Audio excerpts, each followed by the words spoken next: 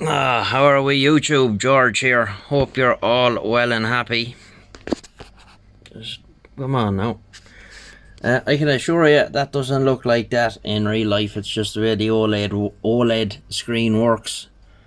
So some of you will know I've had this DDS kit for quite some time. I had it in a different radio when I came here first, and I couldn't get it to work. Then I put it into this radio and I'm still having trouble with it, and after a lot of troubleshooting and Facebook Messenger messages forward and back between myself and Razor Radios, where I got this from in Australia, we figured out what was wrong, and it was my fault. It wasn't any fault of the kit.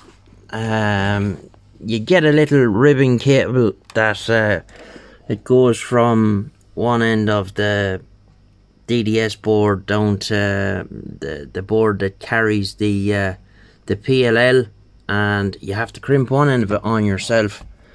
And I made some sort of a balls of it when I was crimping it, that the pins crossed over, and that was why it wasn't working right. So what I've done for now is I just took off the it's either a mini IDE or an IDC, I'm not sure which, but it's one or the other. Someone that knows a lot more than me will let us know in the comments, I'm sure. But this is a handy piece of kit. So this was a bog standard 148 GTL 40 channel, never messed with. So I thought it would be a good candidate to put this thing in. And you know, knowing now what I know, I wouldn't have any hesitation about doing another one. But you need to be, like, if I made that kind of a balls up putting this thing in, with no disrespect to anybody, the average Joe hasn't a hope. And they're involved enough now to put in. There's a lot of stuff to be done and whatnot, but it works quite well. Now look, this does scan and it does all that carry on where you can connect it up to the squelch and the whole lot. I didn't bother my arse with that because I have had that functionality here. Where is it? The original Super Snake there beside the Lincoln, that has a Lescom LC6404 board in it. I have that radio about 15 years or so. It has had a squelch scan, and it's had this and that and the other, and I've never used it ever, so I didn't bother my head. And the way I've got this set up, I've just set it in 10 kc steps, and it could go way off up to 28 something. Let's just have a look at that and see. Hold on. Yeah, so there it is. It's as high as I can get it before the VCO starts to complain. 29,805, and that is a fair old. Now it's not very you'd want to have to do a lot of broadbanding work to get the radio to spread across those frequencies. I can hear the receiver has dropped off, you know, coming up this far, but I'd expect that without going in and doing a pile of broadband and work and stuff like that. So, but look, let's be honest here. Anybody that gets these radios, once you have mid and high, so from 27,965 and from 27,415 up to 27,895, 865, something like that. Once you have those two bands, that's all you need, because these things spend most of their time parked on high band. They may have an excursion every now and again down to mid band, have a listen on channel 6 or 19 or 38 lower. So I just don't think you need any more than that. I'm just doing this for purposes of the demonstration. So I'll flip it over on its back now and I'll show you what's going on inside. Now please bear in mind, this is kind of rough and ready job for me to kind of get my head around the technology and fitting them into a radio. So it's not very neat. It's rough and ready, and I remember I had to cut off the plug, so that meant I had to solder direct to the pins. So there you go. So we'll flip it over now and show you what's going on inside. Right, so there we go. What you get in the kit is you get this little This is the brains of it here. It's a little DDS board, and it gets power, and then you have your little cable I was talking about. It comes with this plug already done, but for some reason I don't think he's able to get the plug where it's got the one that is needed for here, because the one that's needed for here is wider, and I don't think he's able to get them that they're done the right way. So I made a balls of it, as I said, so I just soldered direct onto the pins. Then you have this wire here. This one goes to the OLED screen, and this one goes to the rotary encoder, because this is just a little rotary encoder that's fitted in there. Get a bit of light now and show you.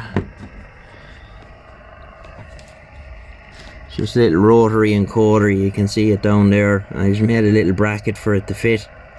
And then you have this other board here, and this board carries what do you call that?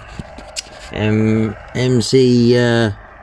Which one is it? The same as what's in a 148 Gtl Dds.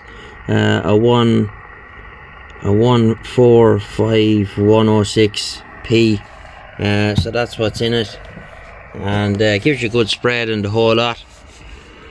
So handy enough. Other than that, took a little while to get it going, as I said. This is the CB40 board that he does, version 2. So when you fire it up, just a sec. Yeah, so I just knock it off here. Now I have this set that when I turn it on, it goes to 27405. You can set all that in the menu, and you start it up there, and you get a little boot screen. So it's showing you the voltage there, and the N code. That's the binary code for the PLL, and then your frequency in the bottom. I've got it set in 10 kc steps. You can have it in 5s as well, but I don't know. I don't feel the need, you know. So a lot more to be done with this now. The clarifier needs to be unlocked, so as it'll track on transmit as well as receive, and a small bit of broadband and work, but that'll come. I've had this for months and months and months here, but I didn't show any video of it because I hadn't it working, but now it is. So I'll just fire up the old 93T. I have the 93T here turned on, and it's on the 555. And we're on the 555 here on upper side band. 1 2, check 1 2 3 4. I just have the 40 dB pad engaged on the. It's very handy, this, for bench testing. So it doesn't matter that the radios are right beside one another. It's not overloading the front end of that. So I'll just get a little bit more volume there. Check 1 2 1 2 3 4 5. You can see a little voltage meter there as well. 1 2, check 1 2 3 4 1 2 1 2. So yeah, quite nifty little mod now, I have to say. There is a menu in it that you can go into and do all sorts of mad crazy stuff, but you get into the menu, yeah, press and hold the encoder and turn the radio on. So we'll just go into the menu. It's in the menu there. As you can see, I've set it expanded mode, so you can go in and read the settings there, showing you the default offset for the PLL, which is where you see that encode 79. Up binary, which is the way that PLL that's in it works and displays large. So you can know that PLL offset. Binary down, binary up. BCD down, don't know what that is. BCD up, don't know what that is. Enable ROM, not sure what that's for. And then you can put this into radios without using the board that replaces the PLL. So say if your radio has this PLL in it, you can select this, and it goes through a whole load of them there. So see that one there now, the 7113. You could put that into the likes of is that the same as the WKS, or what's the other one, the Stag? I'm not sure. I'd have to look into that now to see. So the MB8719 is there. All these mad ones, I've heard of some of them, but Anyhow, so you can change your display, band, you can have it in ham radio mode. This is all set up stuff that you wouldn't really be bothering with. That's where I have it in the 10k step. Default channel 40. I wonder, can that go any higher than 40? You just have to keep your thumb on the encoder and it goes through it. Doesn't seem to. I asked him about that the last time I was talking to him, so we'll see what he says.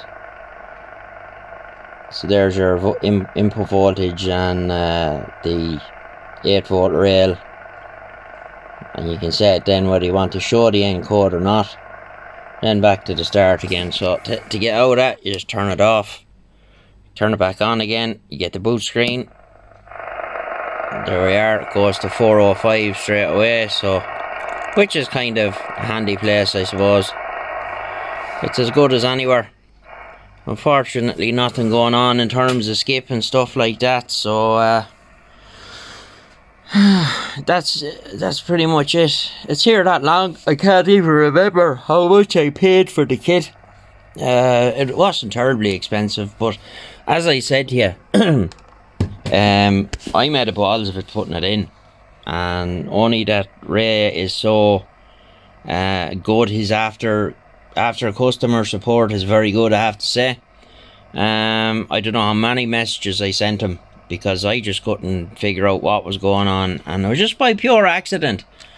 I happened to notice I had taken it all out and I was looking at it, and I noticed that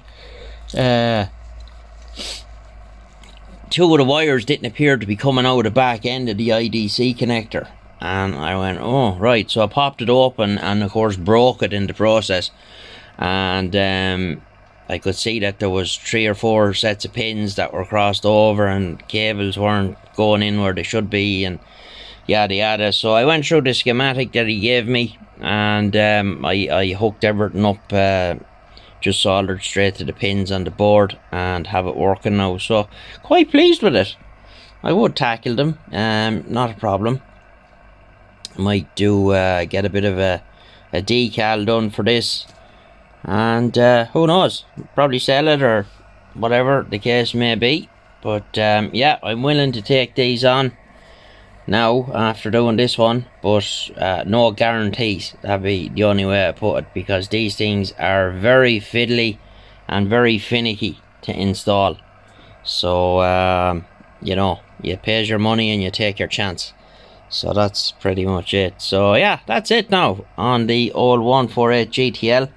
I do like this. I changed a few caps in it when I was in there, and I pulled out the BH719. I changed, there's 1000 microfarad filter cap down there, so I changed that and a few other ones. Before I put in the adapter board, you have to light a 1000 microfarad cap on its side because it won't fit with the filter board, it's too tall. So I changed a few more of the filters in it, filter caps in it, and a few other key caps in key areas. So yeah, it's working quite well now and I'm pleased with it. So there you have it. That is the DDS kit gone into the 148 GTL. I quite like it now. I know I've seen other ones on VFO, DDSVFO.com or something like that.